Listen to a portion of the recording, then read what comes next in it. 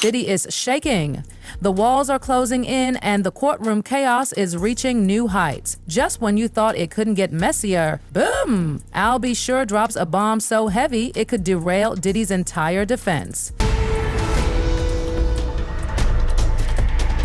And we have more breaking news. A jury has finally been selected and opening statements are getting started in the Sean Diddy Combs trial. Prosecutors are expected to paint Combs as the head of a criminal organization who exploited his fame and fortune to sexually abuse women and men. Our next guest was a New Jack Swing superstar in the 80s. Now, Al B. Sure is using his second chance at life to fight for health equity. After surviving a coma and liver transplant, he's an advocate pushing for real healthcare change. He's also exposing shocking truths about the music industry and recording artist Diddy in his upcoming tell-all, Do You Believe Me Now? As the biggest music trial in years explodes into the public eye, Diddy is already scrambling. Why?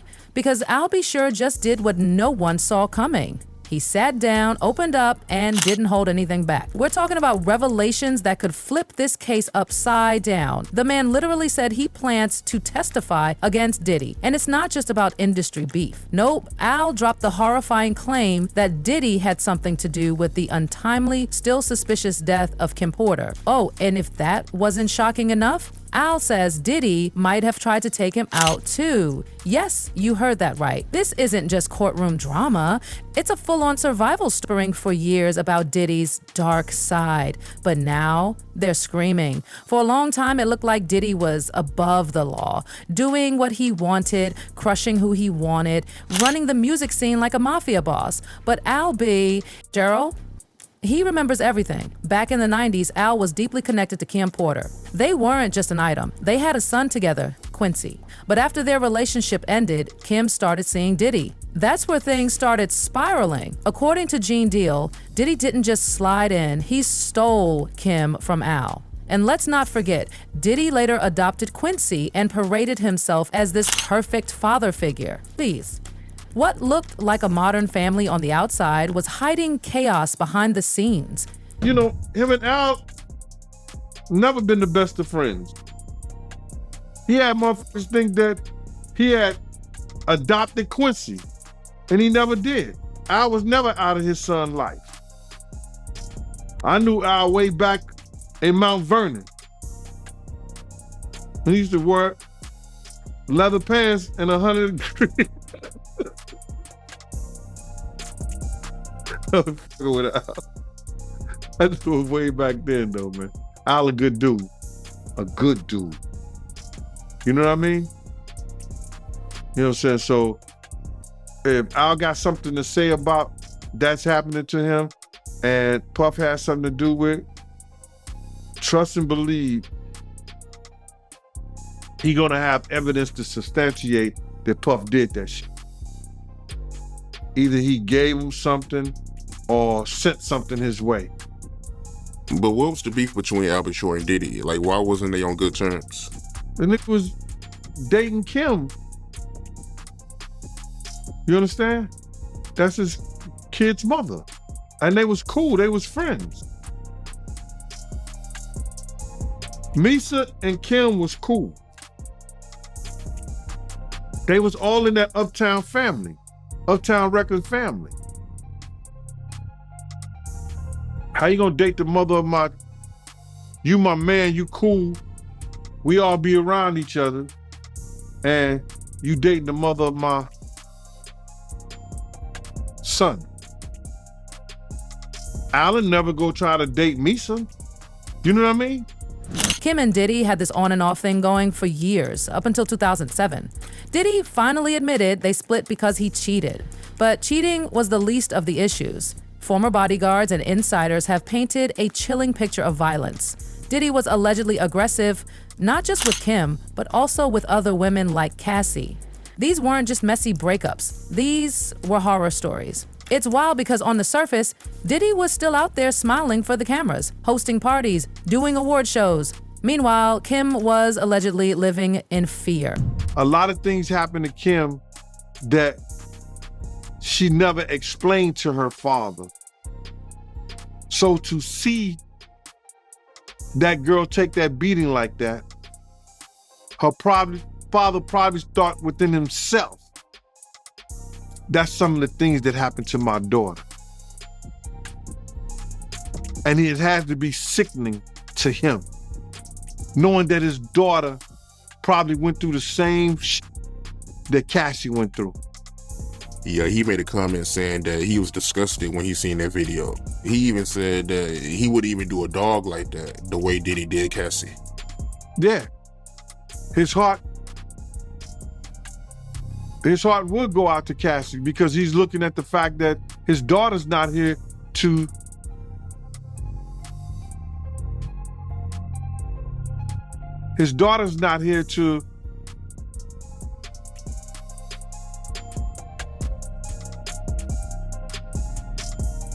even raise her own damn kids, man. His daughter's not here and to see, because I got daughters myself, bro. You know what I'm saying? And I give my heartbeat, both my arms. And just to imagine and think that somebody was doing that to your daughter, bro. I know Kim got tired. That's why she took that corkscrew and ripped his damn arm out. Tried to rip his arm off for putting his hands on him. I know she was tired. Them pillow fights and that smothering her with the pillows and all that, like he playing with her. I know she was tired. Yeah, he also told Rolling Stone that Diddy, he's a jealous person that don't know what love is. He knows that, bro. Kim couldn't have nobody, bro. Kim couldn't have nobody. You understand what I'm saying, bro? Diddy could do whatever, Puff could do whatever he wanted to do, Brother Love could do whoever he wanted to be. If Kim ever tried to get with somebody, Puff would interfere with them or with her trying to be with them. One night, according to Diddy's own ex-bodyguard, things got physical on Sunset Boulevard. Picture this. Inside a car, Diddy and Kim get into it. Kim exits calm but furious. She tells him, "Touch me again and next time everyone will see what you did." It was chilling. And it matches what Cassie later described. Kim, long before Cassie, had already faced that same storm. And that's when Al B. Sure started realizing something wasn't right. At first, he said he didn't have beef with Diddy until Kim confided in him that she feared for her life. She literally told him she thought Diddy would hurt her. And then, just like that, Kim Porter died in 2018. The official report, pneumonia. She had flu-like symptoms, they said. Diddy went online, grieving publicly, talking about how much he loved her. But Al didn't buy any of it. He thought Diddy was performing, covering his tracks. Al believed Kim was planning to speak out about the abuse. He's convinced Diddy had her silenced. Seeing how Al B. Sure, he came out saying that Kim Porter death needs to be looked into? I think that Al being his ex-wife, he have every right, knowing about the stuff that came out about Diddy and what he was doing. You understand what he has done in the past, and people have overlooked it. By him coming out and saying that he hoped that he could get her case reopened. There was a guy called John Paperwork, the Paperwork Party. They would put in an open petition to get Kim's case reopened. You understand what I'm saying? So I'll be sure doing this is showing that, you know, he still got love for Quincy's mother. He still want to find out the truth because allegedly Kim was fine the day before and the day of her death. And then now she found in the bed, dead from pneumonia. That just don't sound right, bro. That don't sound right at all. So you feel the same way about her death being suspect? I don't think nobody in America think it's nothing suspicious about Kim's death, bro. If you are rich like that, you could, you know, Kim had, I think a net worth of like, what, 12 million a year or something like that?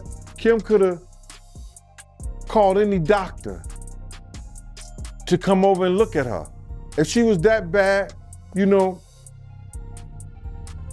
she could have called an ambulance or something like that. Everything is suspicious about her death, bruh. Here's where it gets even more sinister. Just weeks after Kim's death, Al B. Sure was calling for an investigation. While most people wrote him off as a grieving ex, Al wasn't backing down. He said Kim had warned him this was going to happen. She was writing a book, y'all, a tell-all, a full expose on Diddy's dark truths. She even showed Al drafts, notes, pages. The receipts were there. Now imagine if that book ever saw the light of day. It's no wonder Al believes Diddy made sure it never would. And apparently Kim's phone and laptop mysteriously disappeared right after her death. What a coincidence, right? Diddy was terrified of Kim Porter's book.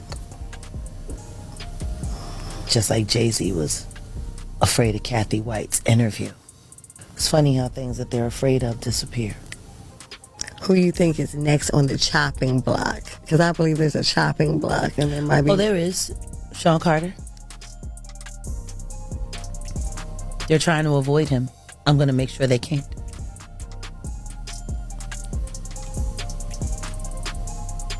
I have a total of 9 witnesses that are about to start coming forward. I'm going to walk them one by one. But the things that these people have to tell, and the video evidence and the recordings that they had, yeah. What? It's worse than Diddy. A lot of psychological operations being ran on employees, former girlfriends, mothers of secret children, interns that refused to sign non-disclosure agreements. Their lives were literally blown to smithereens. I was lucky to survive him. If you really look at their careers, it's just a trail of bodies that they've been stacking up and standing on. Now hold on. This part is even more chilling. Al B. Sure suddenly gets sick. Really sick. He ends up in the hospital, and it's not just a random illness. He believes someone poisoned him to silence him. He kept trying to tell the world what Kim had said. He tagged the police in posts, uploaded messages, cried out for help, and no one listened until now. Because guess what? Now that Diddy's being sued and locked up, people are finally going back and looking at Al's warnings. And they're realizing he might have been telling the truth this whole time. Even Jeannie, Diddy's own ex-bodyguard, confirmed that Kim's book and devices were taken. Interview that Dallas Austin, his daughter, was at her house the day she died. Yo, I heard that the paperclip party broke that story because it was told to them by Kim's Porter father. That is in the police report. That this is in the police report. That Dallas Austin's daughter, who was a friend of Kim's, left her house at 8 o'clock. That Kim had made a call, 911 call at 2:15 that morning. And I don't know what happened in the 911 call or what was said, but they said that Dallas Austin's daughter, according to Kim's father, was the woman that left her house at 8:15. So she was the last person, according to her, to see Kim alive. And that was broken by the paperclip party because they had a conversation with Kim's Porter father. That's crazy. Now, what was Kim's state? Why did, and in the report, didn't it say she had blood on the pillow and bruises or something like that? The case needs to be reopened, man. The case really needs to be reopened. Because if that girl was there and she said that Kim was all right, what happened from 8 to 11? And why did all Kim's stuff come up missing? I ain't know any of that, man. I never heard of that. So when they found her, she had bruises and a lot of her stuff was missing? Bro, it's a lot of suspect things going on. First and foremost, in our day and time, other than a house key, a woman gonna keep her phone and you know, she got a lot of different purses, but everybody always grab their phone. Why come right till today, right now, nobody knows what Kim Porter's phone is? And they know they had iPhones. Why have nobody went to the cloud and got the text messages and the things off her phone? Because everything that came in that phone is text, and you know your iPhone find my phone. Nobody tried to find the phone? Now, Al isn't just begging for justice for Kim. He wants a full-on sweep. Not just Diddy, but everyone who was close to Kim around the time she died. Who helped cover this up? Who kept silent? Who played a role? Because if Al is right, if Kim knew something, then there are people walking around with blood on their hands. Talk about that missing device again, Kim's phone, her laptop. That was supposed to be part of the evidence. But now, poof, gone. Just like Kim. Some insiders claim that dead bombshells that could match what we're now seeing in new court documents. This isn't some conspiracy fantasy. This is starting to look like a pattern. And here's the scariest part. Some of the names floating around in these theories, they're connected to other celebrities who died under strange circumstances. People once thought this was all too wild to be real, but now everything is shifting. You gotta realize, man, Kim's death wasn't even investigated, bro. Her death wasn't even investigated. And it should have been a proper investigation so all the family members can feel like that there was no foul play in her death. How is it that you know how we are as a people? I don't believe that 10% of your viewers that's watching this don't keep their phone when they go to sleep in arm reach. How is it that there was no electronic products or gadgets around Kim's bed? Her laptop missing, her cell phone's missing. Everything is missing that she could get in touch with her little girls if they not at home or her friends or family. All that's missing. How is it that, and this is her say, that the detectives did not even view the body in the bed where she died at? That the coroner had already removed her, pronounced her dead, and told the detectives that it was no foul play. And if that is true, as I've heard it, and we read certain things on the internet about it, that case needs to be reopened. We know that Kim, and it's in the this is in the documentation. Shout out to Paperwork, at the Paperwork part. I gotta shout him out, man, because he looked in the paperwork and it said Kim received a massage for about an hour when she's supposed to have full-blown pneumonia. Who gives somebody a massage when they got pneumonia? Al ain't no fool, bro. Al is not a fool, and he's smart by getting extra security. I don't blame him at all.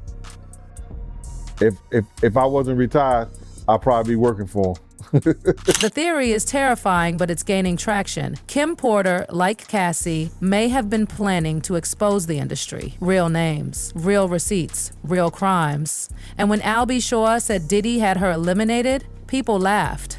But now that Diddy's in deep legal trouble, suddenly, Al's words hit way harder. Like maybe he wasn't crazy. Maybe he was right all along. He even sat down with Fox News and made it crystal clear he believes Diddy is responsible for Kim's death. And now the world is listening, loud and clear. He's been trying to speak out for years, but every time he tried, he says there was a calculated plan to destroy his reputation.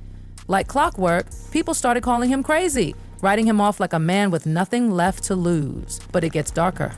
Al says there was an actual bounty put on his head. Someone wanted him silenced for good. And now? Whether he wants to testify or not, he might have no choice. Al revealed he's been subpoenaed. That's right. This isn't just a media tour. This is about to go down in court. Al says he's not scared. Not anymore. He's the only one who spoke up and is still alive. That means something. That's a badge of survival in an industry known for eating people alive. People used to laugh at Al, saying he was delusional, but now nobody's laughing. He's not just throwing out wild accusations, he's laying down receipts, saying Diddy didn't just come for Kim, but he tried to come for him too. Now let's get real for a second. What does Al have to gain by making this up? Fame? Attention? He had it. He walked away from all of it. The man nearly died. And now, after everything, he's still standing and still screaming for justice. And people are finally starting to listen. And those statements include descriptions of what the witness says he saw on those tapes. So I asked him about that, and he answered what he could, given the limitations imposed on him after testifying before the grand jury. Out of those 8 videos, 8 celebrities, 6 men and 2 women, how many of those 8 celebrities were close to being underage or potentially underage? 2 males. 2 males. And of those 8 celebrities, how many of them were intoxicated or under the influence of drugs? This is going to be all speculation. I just want to preface it by he wouldn't know if they were. Right. Sure. Appear to Let be. me rephrase it. Based on, yes. Understand. Out of the 8 celebrities who were recorded having intimate relations with Sean Combs, how many of them appeared to be either inebriated or intoxicated or under the influence of drugs? All of them. All of them. Out of those 8, how many appear to be potentially victimized? How many might have been victimizing? I think all, to be honest, all.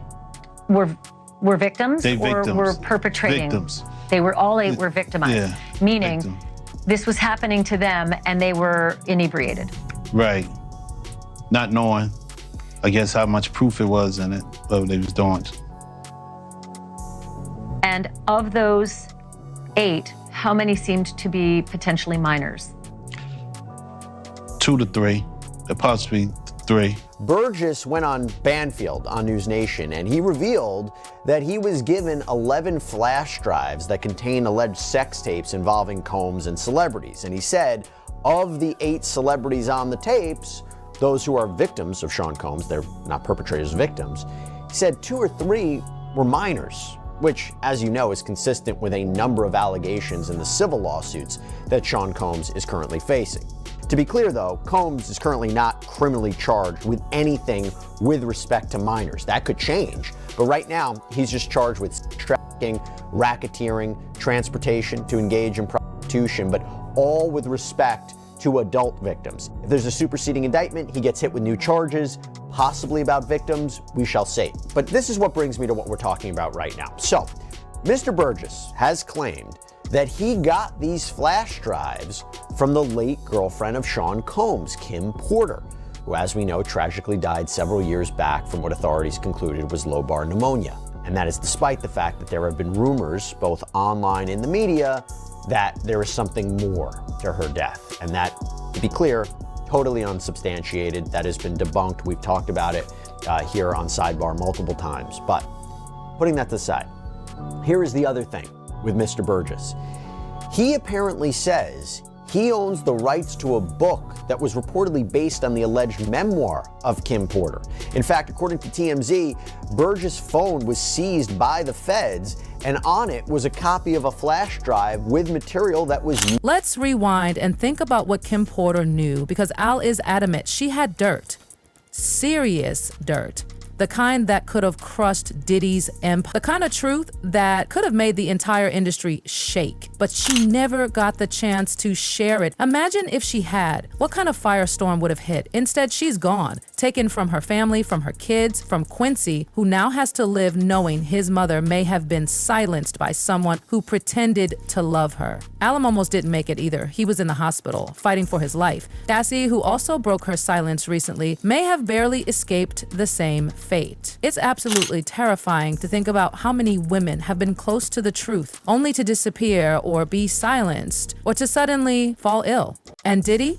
He's still standing, smiling, promoting, and pretending. But now, finally, the mask is slipping. He's been bold, y'all, doing his dirt right out in the open while the rest of Hollywood whispered behind velvet ropes. But now those whispers? What if he's telling the truth? This isn't just another celebrity scandal. This is legacy-shattering, empire-collapsing truth. If what Al is saying gets proven in court, Diddy's not just going to be remembered as a hitmaker, he's going to be remembered as a monster. And now, with the world watching, justice may finally catch up. Do you think Diddy's reign is over? Or will more secrets rise before this trial ends? Because one thing is certain, this is far from over.